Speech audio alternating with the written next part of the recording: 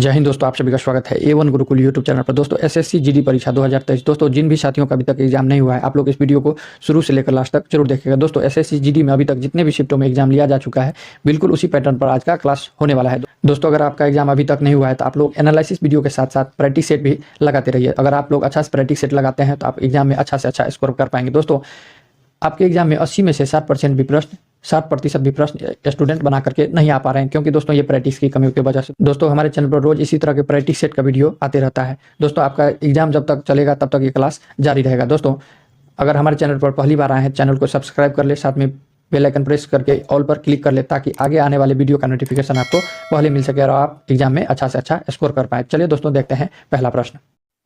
पहला प्रश्न है, संयुक्त राष्ट्र संघ का मुख्यालय सचिवालय कहाँ अवस्थित है? संयुक्त राष्ट्र संघ जो है इसका मुख्यालय कहाँ पर है? ऑप्शन है जेनेवा, न्यूयॉर्क, लंदन या पेरिस में। तो संयुक्त राष्ट्र संघ का जो मुख्यालय है यह न्यूयॉर्क में है। दोस्तों संयुक्त राष्ट्र संघ का स्थापना कब किया गया था? तो यह दोस्तों 24 अक्टूबर 1945 को संयुक्त राष्ट्र संघ का स्थापना किया गया था। तो आप लोग ध्यान रखेंगे, इसका स्थापना 24 अक्टूबर 1945 को किया गया और इसका मुख्यालय न्यूयॉर्क में स्थित है। नेक्स्ट प्रश्न दोस्तों, परागण का एक पुष्प से दूसरे पुष्प तक स्थानांतरण किस माध्यम से होता है? दोस्तों पुष्प में जो फूलों में जो परागण होता है उसमें एक पुष्प से दूसरे पुष्प तक स्थानांतरण किस माध्यम से होता है? ऑप्शन है जल, वायु, कीट या उपयुक्त सभी। तो दोस्तों जल से भी होता है, वायु से भी होता है और कीट से भी होता है। तो दोस्तों ऑप्शन डी इस क्वेश्चन का राइट आंसर हो जाएगा। पुष्प में जल, वायु और कीट तीनों तरह से परागणों का संचालन होता है। तो ऑप्शन डी इस क्वेश्चन का राइट आंसर हो जाएगा। नेक्स्ट प्रश्न दोस्तों बहुत ही महत्वपूर्ण प्रश्न है, फिजिक्स का प्रश्न है। एक विद्युत जनित्र बदलता है, एक विद्युत जनित्र डायनेमो किसे बदलता है? ऑप्शन है विद्युत ऊर्जा को रासायनिक ऊर्जा में, रासायनिक ऊर्जा को विद्युत ऊर्जा में, विद्युत ऊर्जा को रासायनिक ऊर्जा में या यांत्रिक ऊर्जा को विद्युत ऊर्जा में। तो दोस्तों डायनेमो जो है यह यांत्रिक ऊर्जा को विद्युत ऊर्जा में बदलने का कार्य करता है। दोस्तों विद्युत ऊर्जा को यांत्रिक ऊर्जा में कौन बदलता है? तो यह विद्युत मोटर बदलता है। विद्युत मोटर की बात कर ले तो यह विद्युत ऊर्जा को यांत्रिक ऊर्जा में बदलता है। और दोस्तों रासायनिक ऊर्जा को विद्युत ऊर्जा में कौन बदलता है? तो यह विद्युत सेल बदलता है। और दोस्तों विद्युत ऊर्जा को रासायनिक ऊर्जा में कौन बदलता है?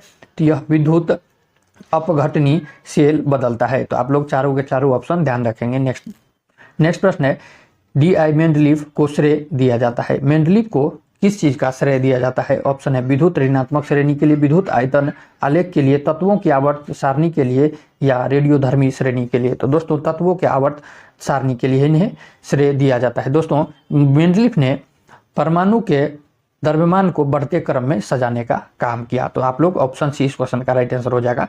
नेक्स्ट प्रश्न दोस्तों, आनुवांशिकी का जनक किसे कहा जाता है? अनुवांशिकी का जनक जो है वह किसे कहा जाता है? ऑप्शन है फिरिस F.A. या मेंडल जी जॉर्ज या मेहता केस या साहनी बी। तो दोस्तों अनुवांशिकी का जनक जो है यह ग्रेगर मेंडल को कहा जाता है। किसे कहा जाता है? तो यह ग्रेगर मेंडल को अनुवांशिकी का जनक कहा जाता है। बहुत ही महत्वपूर्ण प्रश्न है, BBI प्रश्न है। नेक्स्ट प्रश्न है, प्रथम विश्व युद्ध कब हुआ था? प्रथम विश्व युद्ध जो हुआ था दोस्तों यह कब हुआ था? तो दोस्तों प्रथम विश्व युद्ध 1845 में, 1914 में, 1945 में या 1714 ईस्वी में। तो प्रथम विश्व युद्ध जो है दोस्तों यह 28 जुलाई 1914 को शुरू हुआ और यह दोस्तों 4 सालों तक यह प्रथम विश्व युद्ध चला। दोस्तों प्रथम विश्व युद्ध में दोस्तों ऑस्ट्रेलिया ने सर्बिया पर आक्रमण किया। इसमें दोस्तों कुल 37 देश क्या हुआ तो शामिल हुए थे। प्रथम विश्व युद्ध में कुल 37 देश शामिल हुए थे। दोस्तों यह 28 जुलाई से 1914 से स्टार्ट हुआ और 1918 तक यह युद्ध प्रथम विश्व युद्ध चला था। नेक्स्ट प्रश्न है, मानो अपनी अबूझ भाषा में कहता रहता है, रेखांकित पद प्रतीक है, समुद्र का कुछ भी नहीं होता। तो दोस्तों ऑप्शन है सूर्य का, शासक का, साहित्य का या समाज का। तो ऑप्शन डी इस क्वेश्चन का राइट आंसर हो जाएगा। नेक्स्ट प्रश्न है, सुरक्षा का तात्पर्य है। सुरक्षा का तात्पर्य है खाद्य उपलब्धता, खाद्य की पहुंच, खाद्य की सामर्थ्य या उपयुक्त में से सभी। तो दोस्तों सुरक्षा का जो तात्पर्य है, सुरक्षा का तात्पर्य क्या है? तो यह सभी हो जाएगा। खाद्य का उपलब्धता, खाद्य की पहुंच या खाद्य की सामर्थ्य। ये तो क्या हो जाएगा? ऑप्शन डी इस क्वेश्चन का राइट आंसर हो जाएगा। नेक्स्ट प्रश्न है, निम्नलिखित में से कौन जुलाई 2021 को अंतरिक्ष में यात्रा करने वाली द्वितीय भारतीय मूल की महिला बनी है? दोस्तों द्वितीय भारतीय मूल की महिला कौन बनी है? सुनीता विलियम्स, नक्की मुकाई, सरिसा बदला या ग्रीसा ढूंढता। तो दोस्तों भारतीय मूल की दूसरी महिला जो है अंतरिक्ष में जाने वाली सरिसा बदला है। दोस्तों इससे पहले कौन गया था आप लोग कमेंट करेंगे। भारत मूल की प्रथम महिला जो अंतरिक्ष में जाने वाली महिला कौन थी, आप लोग जरूर कमेंट में लिखेंगे। नेक्स्ट प्रश्न है दोस्तों, राष्ट्रीय मानवाधिकार आयोग की स्थापना किस वर्ष की गई? राष्ट्रीय मानवाधिकार आयोग की स्थापना किस वर्ष की गई थी? ऑप्शन है 1990, 1991, 1992 या 1993। तो राष्ट्रीय मानवाधिकार आयोग की स्थापना जो है 1993 ईस्वी में किया गया था। तो ऑप्शन डी इस क्वेश्चन का राइट आंसर हो जाएगा। नेक्स्ट प्रश्न है 11 नंबर प्रश्न है, भारत का प्रथम परमाणु संयंत्र कहाँ स्थापित किया गया था? भारत का प्रथम परमाणु संयंत्र यह कहाँ पर स्थापित किया गया था? ऑप्शन है सूरत, गुजरात, तारापुर महाराष्ट्र, नासिक या सोलापुर महाराष्ट्र। तो दोस्तों भारत का प्रथम परमाणु संयंत्र जो है यह तारापुर महाराष्ट्र में स्थापित किया गया था। दोस्तों तारापुर महाराष्ट्र में कब स्थापित किया गया था? तो यह 1972 ईस्वी में इसे स्थापित किया गया था। दोस्तों बहुत ही महत्वपूर्ण प्रश्न है, याद रखिएगा। नेक्स्ट प्रश्न है 12 नंबर प्रश्न है, निम्न में से किस श्रेणी में भारत आता है? निम्न में भारत जो है किस श्रेणी में आता है? विकसित देश में, गरीब देश में या विकासशील देश में या अत्यधिक विकसित देश में? तो दोस्तों भारत जो है यह विकासशील देश के अंतर्गत आता है। बहुत ही महत्वपूर्ण प्रश्न है दोस्तों, सारे के सारे प्रश्न महत्वपूर्ण है। नेक्स्ट प्रश्न है 13 नंबर प्रश्न है, चंबल निम्न में से किस नदी की सहायक नदी है? चंबल नदी जो है दोस्तों यह किस नदी की सहायक नदी है? ऑप्शन है यमुना, नर्मदा, गंगा या ब्रह्मपुत्र। तो चंबल नदी जो है यह दोस्तों यमुना नदी का सहायक नदी है। दोस्तों चंबल नदी कहाँ से निकलती है? तो यह मध्य प्रदेश के महू के निकट पठार से निकलती है। दोस्तों मध्य प्रदेश के महू से रिलेटेड एक चीज और है, हमारे भारतीय संविधान के निर्माता का जन्म, डॉक्टर अंबेडकर जी का जन्म कहाँ पर हुआ था? तो यह दोस्तों मध्य प्रदेश के महू में हुआ था। आप लोग जरूर कमेंट में लिखना है कि अंबेडकर जी का जन्म कब हुआ था, अंबेडकर जी का जन्म कब हुआ था, तो आप लोग जरूर कमेंट में लिखेंगे। नेक्स्ट प्रश्न दोस्तों, एक कहानी यह भी रचना है, यह एक कहानी यह भी किसकी रचना है? ऑप्शन है मृदुला गर्ग की, मैत्रेयी पुष्पा की, मन्नू भंडारी की या महाश्वेता देवी की। तो दोस्तों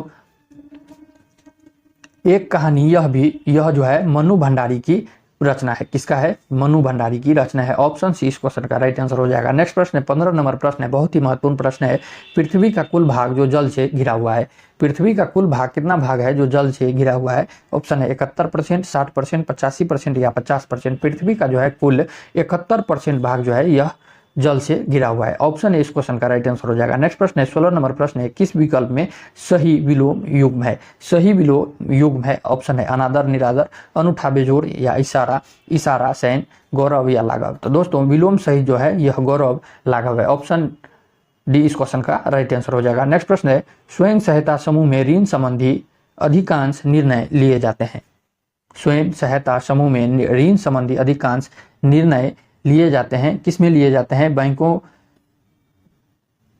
बैंकों के द्वारा, सदस्यों के द्वारा, सरकार के द्वारा या सहकारी समिति के द्वारा। तो दोस्तों स्वयं सहायता समूह में ऋण संबंधी अधिकांश जो है निर्णय सदस्यों के द्वारा लिया जाता है। किसके द्वारा? तो यह सदस्यों के द्वारा लिया जाता है। नेक्स्ट प्रश्न दोस्तों, अमन फसल संबंधित है, अमन फसल जो है वह कौन से फसल से संबंधित है? ऑप्शन है मक्का से, ज्वार से और अरहर से या धान से। तो दोस्तों अमन फसल जो है यह धान से, चावल से क्या है? तो यह संबंधित है, चावल से जिसे राइस कहते हैं, राइस से यह संबंधित है। नेक्स्ट प्रश्न दोस्तों, सरहुल पर्व कौन मनाते हैं? बहुत ही महत्वपूर्ण प्रश्न है, सरहुल पर्व जो है यह कौन मनाते हैं? तो दोस्तों ऑप्शन है कोल, मुंडा, मोगा या ओराव। तो दोस्तों सरहुल पर्व जो है यह मुंडा जनजाति के द्वारा मनाया जाता है, मुंडा जनजाति के द्वारा मनाया जाता है। यह दोस्तों बसंत ऋतु में मनाए जाने वाला आदिवासियों का यह पर्व है। इस पर्व में दोस्तों साल के वृक्ष का विशेष महत्व रखा जाता है। तो ऑप्शन बी इस क्वेश्चन का राइट आंसर हो जाएगा। नेक्स्ट प्रश्न है दोस्तों, बेलाडीला पहाड़ी श्रृंखला किस जिले में स्थित है? बेलाडीला जो पहाड़ी है वह किस जिले में स्थित है? ऑप्शन है बस्तर, तूल, खरगोन या सिंह भूमि। तो दोस्तों बेलाडीला जो है यह छत्तीसगढ़ के बस्तर जिले में स्थित है। कहाँ पर है? तो यह छत्तीसगढ़ के बस्तर जिले में स्थित है। दोस्तों यह जो है लोहा उत्पादन के लिए बहुत ही प्रसिद्ध है, लोहा उत्पादन के लिए बस्तर जिला जो है यह प्रसिद्ध है। ऑप्शन ए इस क्वेश्चन का राइट आंसर हो जाएगा। कौन भौतिक पूंजी का उदाहरण नहीं है? भौतिक पूंजी का उदाहरण नहीं है, ऑप्शन है यंत्र व मशीनें, भवन, कच्चा माल, शिक्षा एवं प्रशिक्षण। तो दोस्तों भौतिक पूंजी का उदाहरण जो नहीं है वह शिक्षा एवं प्रशिक्षण नहीं है, क्योंकि दोस्तों भौतिक पूंजी का उदाहरण यंत्र, मशीनें, भवन, कच्चा माल ये सब है, लेकिन शिक्षा एवं प्रशिक्षण जो है यह मानव पूंजी का उदाहरण है। किसका है? तो यह मानव पूंजी का उदाहरण है। तो आप लोग ध्यान रखेंगे। नेक्स्ट प्रश्न है दोस्तों 22 नंबर प्रश्न है, निम्न में से किस क्षेत्र में मौसमी बेरोजगारी की समस्या होती है?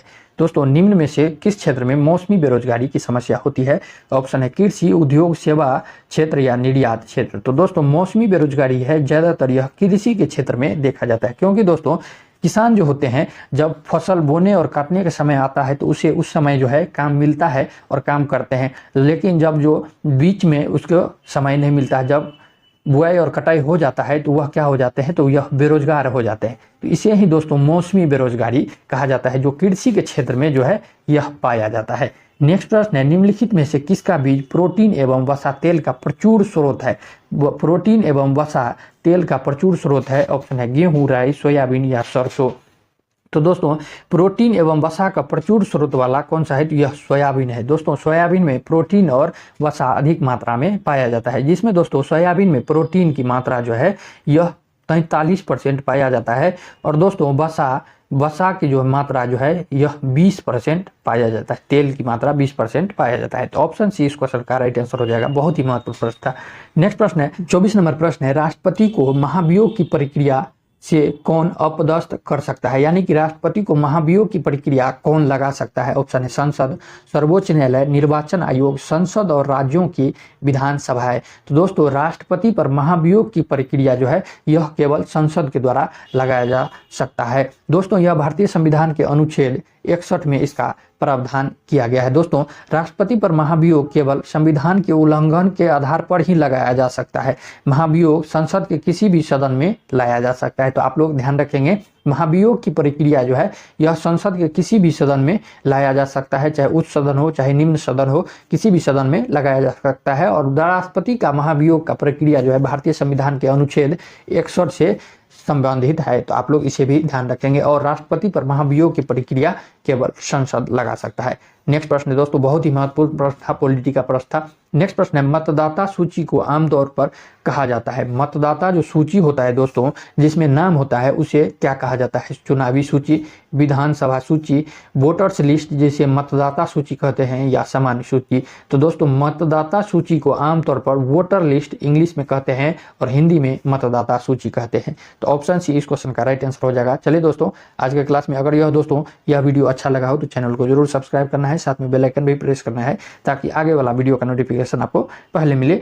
चलिए दोस्तों आज के क्लास में इतना ही, मिलते हैं नेक्स्ट वीडियो में, तब तक के लिए जय हिंद, जय भारत।